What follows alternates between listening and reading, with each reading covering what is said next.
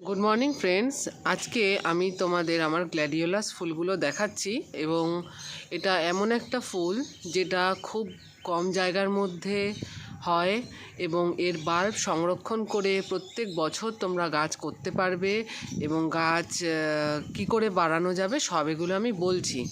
এই বাল্বগুলো আমি অনলাইনে আনিয়েছিলাম। বাল্ব বলতে ঠিক পেঁয়াজের আকৃতির দেখতে হবে। ওরা মিক্স কালার বাল্ব বলেছিল, নার্সারিতেও কিনতে পাওয়া যায়, শুধু জাস্ট পেঁয়াজ যেরকম হয় সেরকম। এবার এইগুলো আমি একটু দেরি হয়ে গেছিলো লাগাতে, নভেম্বরের মাঝামাঝিরও প্রায় পরে লাগিয়েছিলাম, তাই ফুল পেতে এত দেরি হয়ে গেল।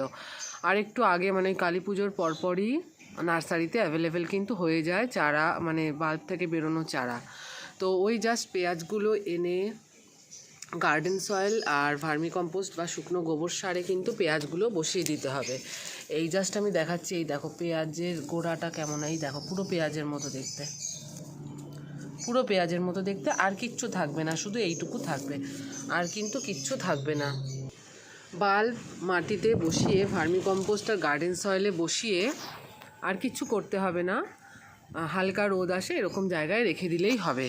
তারপর মোটামুটি কিন্তু 10-12 দিন গেলেই দেখা যাবে যে এরকম পেঁয়াজের গোড়া থেকে সবুজ সবুজ, মানে এই যেটা গাছ হয়েছে এরকম সবুজ সবুজ দেখা যাবে, তার মানে আপনার বাল্ব থেকে শিকড় বেরিয়ে গেছে এবং গাছ হতে শুরু করেছে। এবার পাতাগুলো আপনি দেখলেই বুঝবেন যে একটু বড় বড় হচ্ছে, ঠিক আছে। তারপর মোটামুটি ও পাতাগুলো বেরোনোর কিছুদিন পর থেকে 15-20 দিন পর থেকে খুব পাতলা করলে সর্ষের খোলের জল দিয়ে কিন্তু গাছ বাড়ানো যেতে পারে। সর্ষের খোলের জলে নাইট্রোজেন থাকে বলে গাছের বৃদ্ধিতে খুব সাহায্য করে। তারপর গাছের পাতা বেশ কিছুটা বড় হলে, মাসখানেক হয়ে গেলে, মাটি খুঁচিয়ে যাতে বাল্বের ক্ষতি না হয় সেইভাবে কিন্তু ভার্মি কম্পোস্ট আর একটু হাড় গুঁড়ো, শিংকুচি, নিমখোল মিশিয়ে দিতে হবে। অটোমেটিক সেই খাবার পেয়ে কিন্তু গাছে ফুল চলে আসবে, ফুলের স্টিক বেরোবে।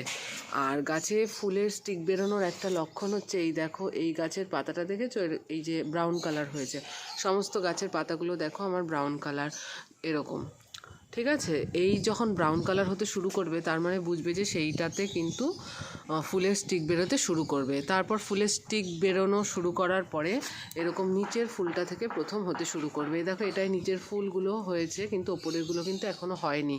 আর ওটাতে দেখো নিচের ফুল শুকিয়ে গেছে আর ওপরের ফুলগুলো এখনও রয়েছে।